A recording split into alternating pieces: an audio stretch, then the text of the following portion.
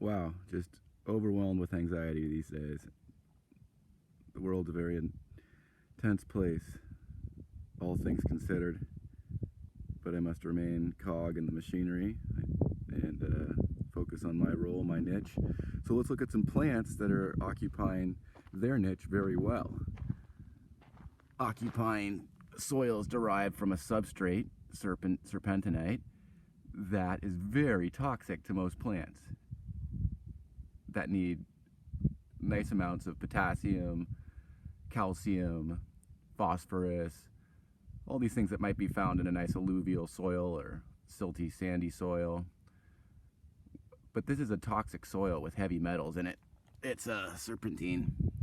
And we're getting to know serpentine because we live in California and it's the state rock. And it's metamorphosed ocean crust from over 150 million years that was rafted here for 100 million years and scraped off on the continental edge as the Great Farallon plate subducted underneath the North American continent. And so you've got plants that have evolved to occupy just this niche through the filter of evolution and random genetic mutations, speciating out from families and genera that occupy all sorts of substrates, nothing always as harsh as this,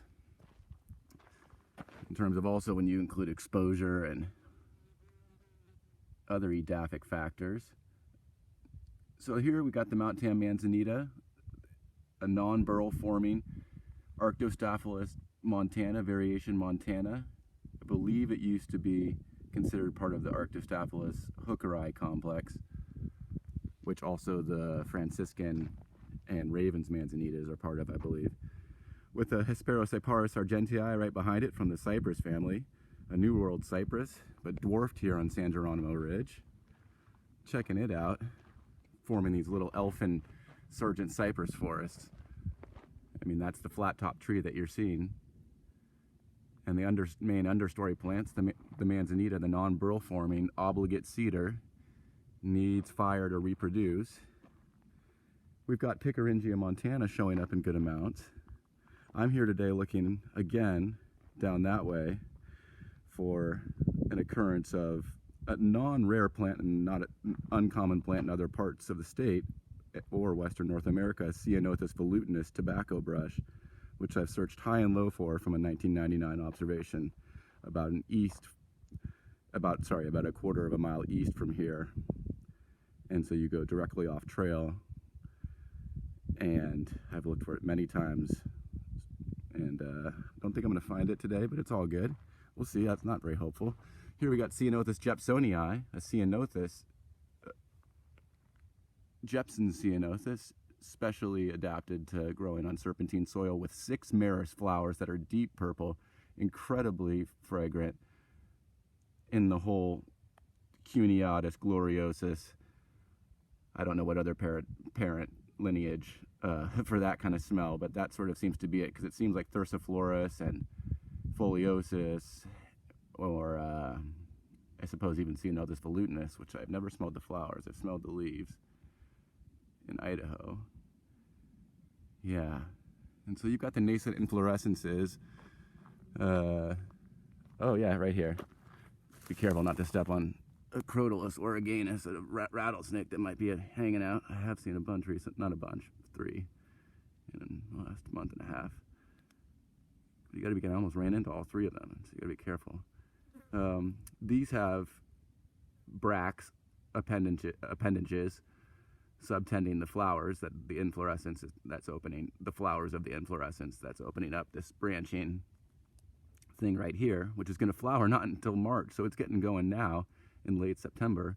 And these are leathery and oppressed, as opposed to spreading and leafy like others are. And whether they're glandular or not, this isn't so glandular at all. This has a nice fine pubescence, tomentose covering on it. Leaves vertically oriented to reduce respiration, evaporation, and pretty much the same color on both sides with a fine covering of hair and fine endomentum.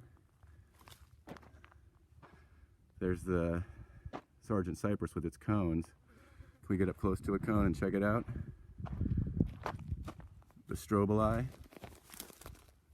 a gymnosperm, a non-flowering plant, a plant that when you crush its foliage smells,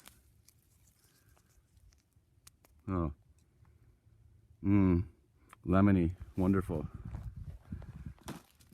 Yeah, forming a nice little stand in this little island of the fire roads here. Excuse me, I just burped really loud. And let's see. There's nothing else going on so much right now. We're in the end of September here in this wonderful habitat though. I love this habitat.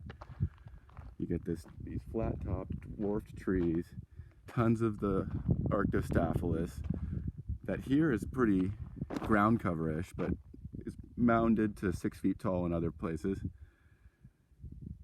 And we're at the top of Cascade Canyon, and you can't really tell that otherwise, but I'm standing in Marin County open space, and then right here is Mount Tam MMWD watershed lands. All right, go Niners, thanks.